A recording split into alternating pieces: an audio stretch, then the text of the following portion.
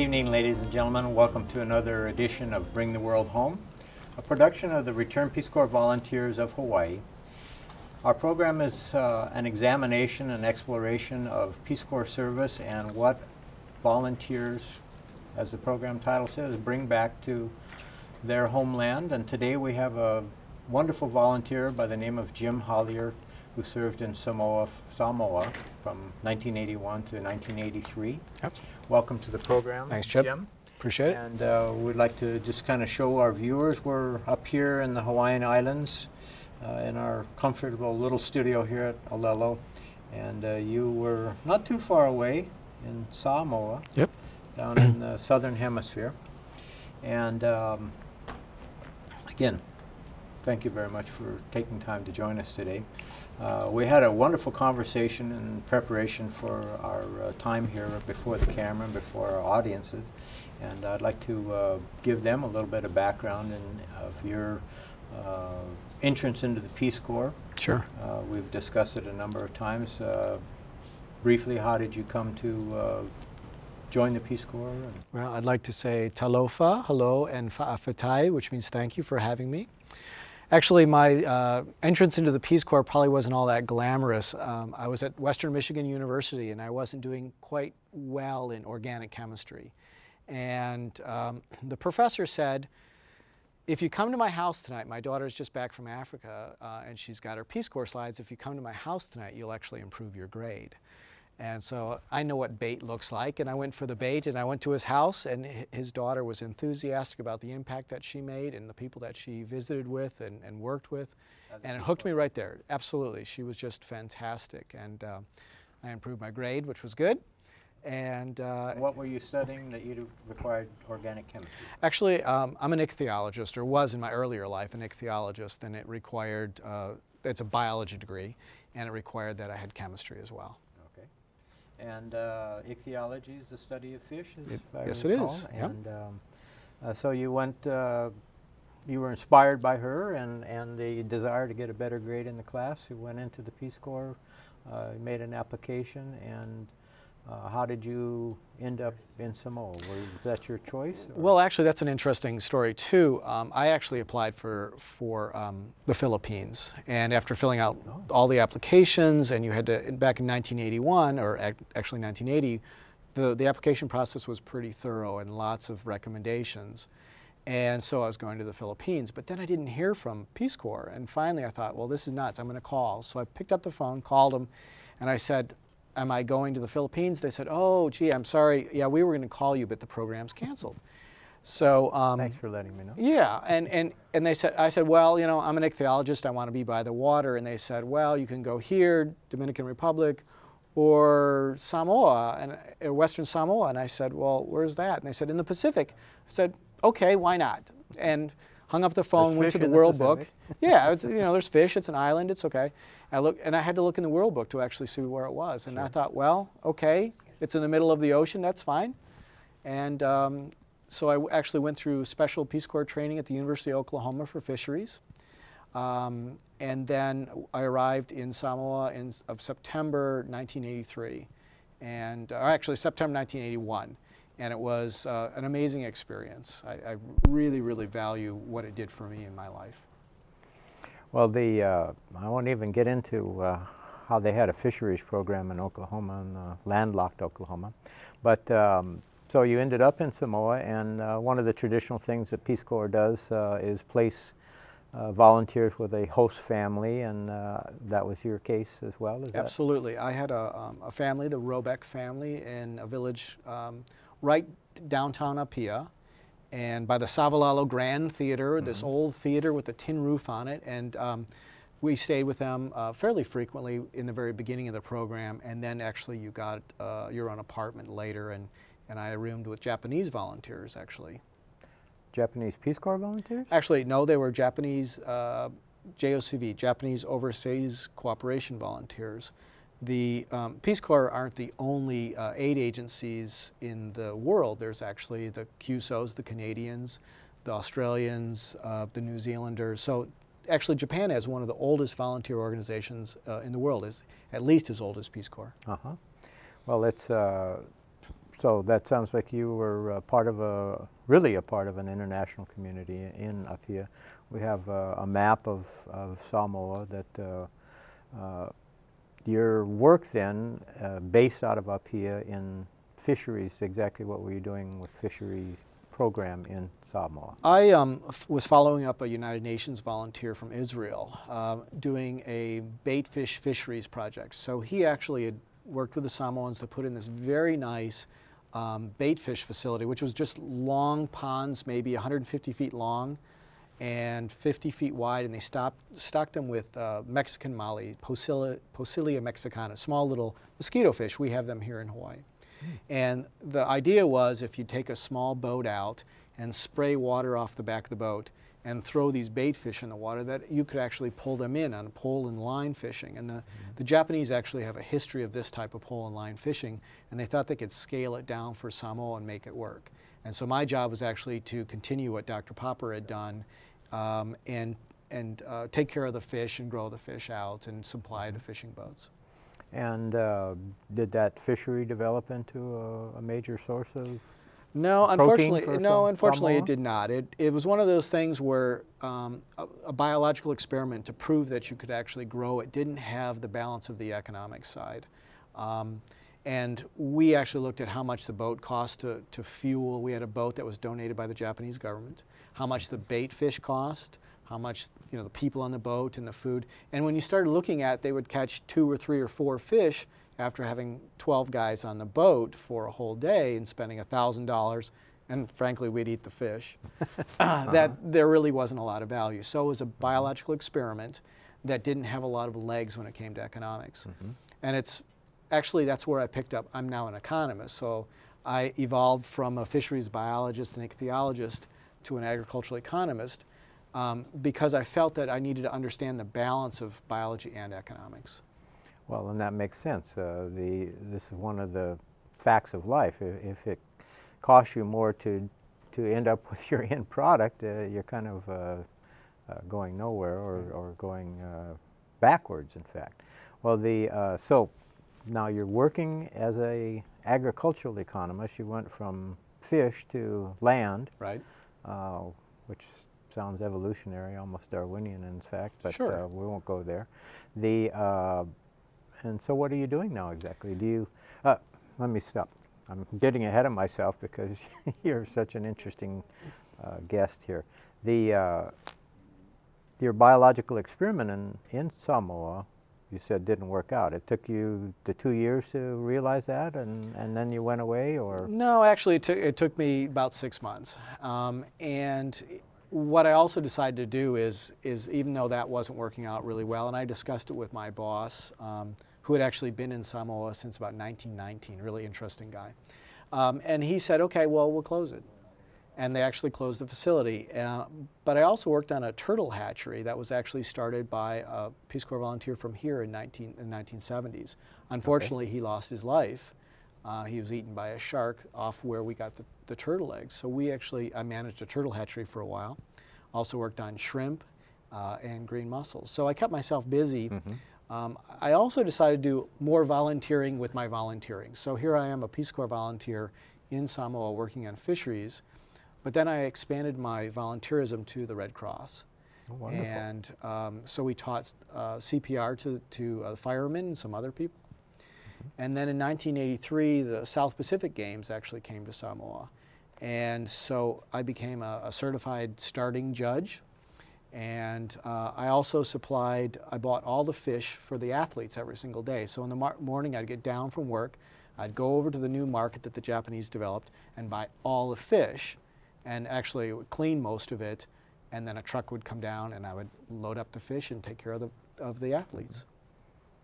Well, it sounds like a fascinating time for you. We were busy. You were a young man at that time. And, yes, I had hair back then. you couldn't ask for a more exciting life, it sounds like. Your ability to fit in with the people that you worked with plays a big part in success in any job. How did you feel that you worked with your counterparts there? I understand that the Peace Corps kind of had a label for the work, counter Counterpart, yeah. Counter partnerships. Yep. Did you have a good partnership? I think generally with the one person that a gentleman named Noah, I did pretty well with it. But I'm the first one to admit I didn't have all the handle on and the maturity to really understand working in another culture very well. And so you come in with your, Puritan work ethics or whatever it is. I grew up in Michigan, so we were pretty.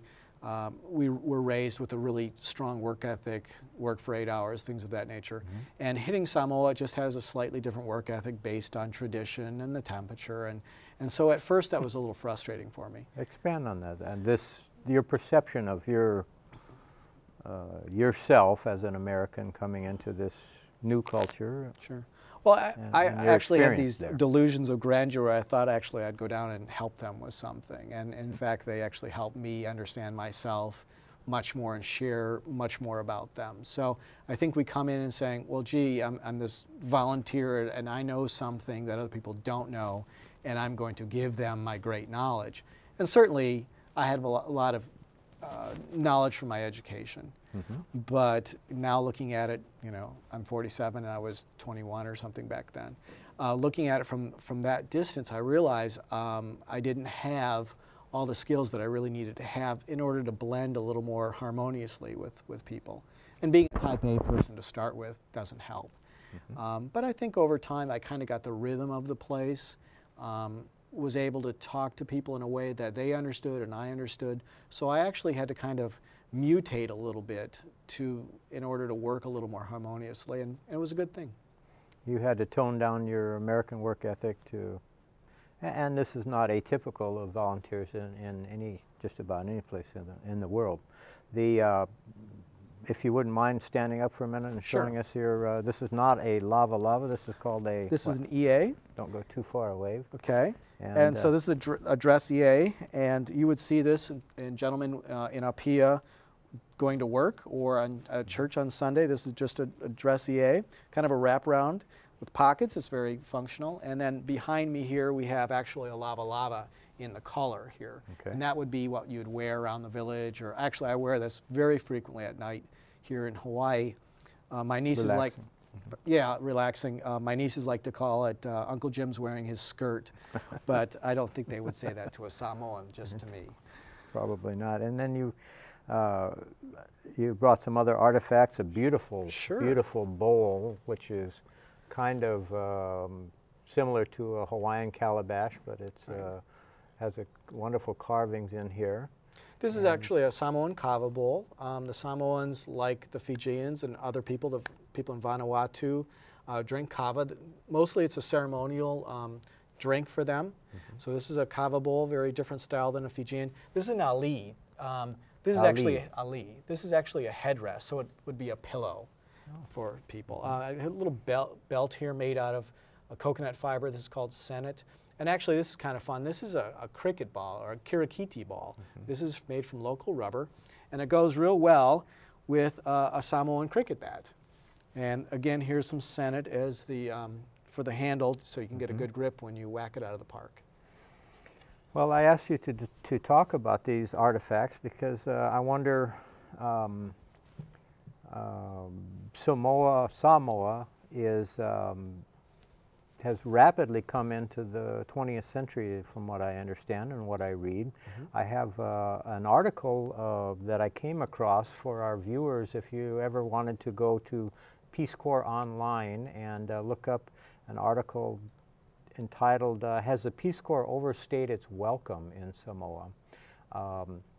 The author, Peter Harrer, who was a volunteer in Samoa in 1997, postulates that Peace Corps service in Samoa, at least in 1997 when he was there, and he was only there for a short period of time, was not really very worthwhile. That Samoa had progressed beyond the basic mission statement of Peace Corps to promote democratic ideals, etc., to a point where it is very where it has increased its focus on material orientation, and maybe they don't have time anymore to or interest to sit around and have kava, share kava amongst their friends and family, or at recreational gatherings. And have become very westernized.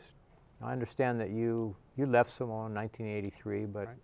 now in your work as an agricultural economist, you have a relationship with the Institute of Higher Learning in Samoa, which is... Well, actually, my relationships with the Institute of Higher Learning, American Samoa Community College, 40 miles away at American Samoa, which is a country connected, affiliated with the United States. So Okay. Samoa is actually independent Samoa, kind of like Prince. It's the country formerly known as Western Samoa because they were to the west. Uh-huh. So to actually answer your question about whether or not Peace Corps kind of outlived its usefulness, I'll be honest to say when we were down there were volunteers that felt that they were just kind of substituting and that local people should be doing these jobs. And I think that there's some truth to it in some respects. But we're also missing the value of the experience to the volunteer and the fact that a lot of jobs are actually planned way ahead of time, and by the time the volunteer gets there, the job might have completely mutated into something else. Or the context is...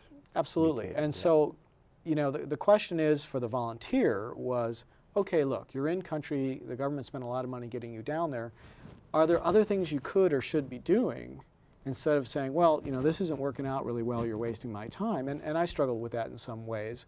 And then I went and worked with the Red Cross. So I think that you need to kind of be resilient and think about it, because you really don't want to drop out of the Peace Corps. It's not a great thing to do. I think it's, you know, hang with it. There's something to be said for hanging with things and being flexible enough to find something in addition to do, because people do change jobs once they're in country. So, you know, this is an issue. Samoa is a very mature country. They're doing some amazing things with the government. They're very responsible relative to some other groups in the Pacific. And I think that maybe the type of volunteers that we have or the skills that we give down there should be looked at and put elsewhere and not do the same types of volunteerism. But I think that still in the margin there's something that America can contribute to Samoa. I find that extremely fascinating because here in Hawaii, and I've only been in Hawaii for 24 years, and there's a perception that surfaces in different ways that stereotypes people from Samoa or that are living here. And you had told me some very interesting things, and you had just alluded to Samoa being progressive in many ways. You were telling me specifically about some environmental awareness that, and the economy. If you would describe for our viewers here, what is the basis of the economy there now? You say you work in the agricultural area. Is that the source of their? Well, fortunately, right now I work at the University of Hawaii, but I also have the opportunity to do some side projects. And so in November, I got the opportunity to work for the Food and Agricultural Organization, which is actually headquartered out of Apia for the region of the Pacific, to look at their agricultural organization and whether or not they could be doing it a little bit better. And it was interesting to note during that time to see how important agriculture really is in the economy. Before, the economy was all agriculture. Okay. And now there's 100,000 visitors a year. And so tourism is coming on strong. But there's this other thing that's under the radar, and it's these things called tupe fa'amole mole. Tupe is money, and fa'amole mole is please. And what it is, what? Please. Please. So money, please, kind of. Okay. They call it remittances. And what it is family members who leave Samoa and live in California, New Zealand, Australia, send money back to Hawaii, send money back to their family for their family's use. That money might go to the church, it might go to building somebody's house, it might go to a car, it might go to child's education, whatever it is. And the amount of money, it's in the tens of millions of dollars coming into the economy. And there's no really tally because nobody says, they don't have a counter, but it has a huge impact on the economy right now. And one of the areas that we're starting to see impact is that in traditional agricultural households, people are saying, well, wait a minute, I don't need to grow this to get money, I just get money. And then I turn around and buy the food. And while that may be good for the merchants, there's actually some impact to health and some other things that are going on. But money is starting to replace labor in people's lives. And that's the way it is in my life. I don't go out and grow my food, and I make money and then buy food. So I'm not in a position to say it's bad. I'm just saying this is what's going on in some areas of the economy. Mm-hmm. And do the Samoans say that it's bad, or do they have you picked up any perception on their part that things are really changing, and what is their opinion of that change? Well, it's interesting because change is inevitable. Sure, change is inevitable. We believe in the Western culture, anyways. Right. I think that some of the government officials are concerned, especially in the area of agriculture, because you're saying, well, look, we have all this capability. We could actually export. We could bring in money to the country. And so they're concerned about basically this money kind of subverting people's energy and saying, well, we don't have to grow coconuts or taro or breadfruit anymore. We already get the money. And again, I don't want to make it sound like everybody's getting this money, and but it's slowly starting to eat away. In fact, the gross national product, the percentage of agriculture is down to 14%, whereas probably 20, 30 years ago, they were probably running 90% agriculture. So it's really, really chewed away, and it continues to push it down. Yeah, it's a very rapid change. And it's unfortunate because Samoa is a super fertile place, just unbelievable what you can grow. Put it in the ground, it'll grow. Now, one of the other areas where this is kind of this tupe fa'a mole mole is connected to are things like fa'a lave laves, which are events or happenings and weddings and funerals. And then the churches. And Samoa probably has the most number of churches per mile of any place in the world. It's incredible. They have these gorgeous churches. But those churches cost a lot of money. Mm-hmm. And so in a lot of ways, this money comes in and it's being diverted to these other needs or wants or whatever. And that's creating some problems for people who don't have the money and would rather use the money for something else, but there's this pressure to use it for a fa'a lave lave or for a church event as opposed to using it for other purposes like school fees. And school fees are quite expensive.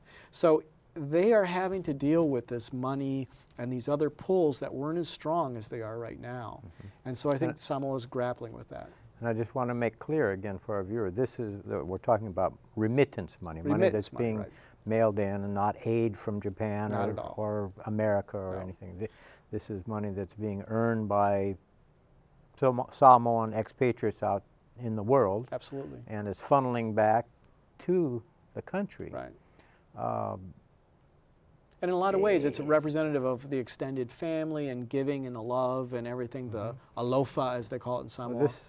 Is this kind of an artificial economy that's going to collapse at some point, or? Well, no, I don't think so. It's pretty strong. The families that are living elsewhere are growing and growing and growing, and that network back to Samoa exists, and that pull, it's a magnet for money. I don't see it going away anytime soon.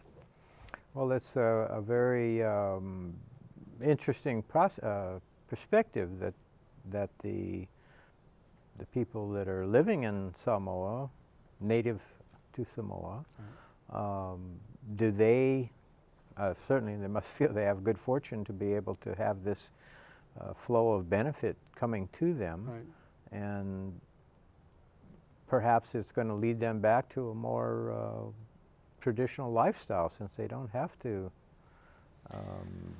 go out and adopt the Puritan work ethic. Yeah, I'm not quite sure that's going to work out real well, because I think one of the issues, and you see it interconnected with health, people are eating a lot more Western foods that have a lot more fat and sugar, and if you're not out working in the field, you don't have the physical activity going on, and so it's eroding people's health.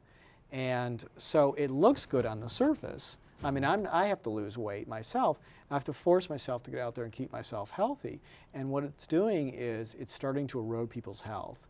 And yes, it's convenient, this is great, but at the same time, people are starting to get diabetic and other problems. And so there's no control mechanism on this. There's no governor like on an engine that the engine would shut off. There's nothing stopping this.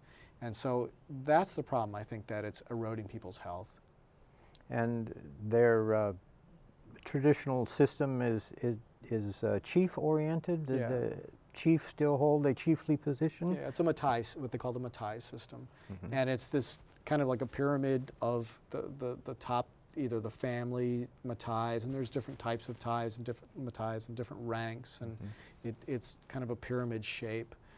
It's an amazing system. It really takes care of a lot of people. That's one of the things about this, is you know, the lave is like a wedding or a funeral. People bring gifts together, food, money, whatever, and it gets redistributed. And it's really super. That is a great story. I wish we had some more time, and I shake your hand and thank you for joining us today, Jim. We hope that you'll be able to return with us to Bring the World Home again next week, where we share the story of a returned Peace Corps volunteer, try to get some insight into how people in the rest of the world are living, and we hope that we're able to bring that insight into your own home. Thank you for being with Bring the World Home. Good night.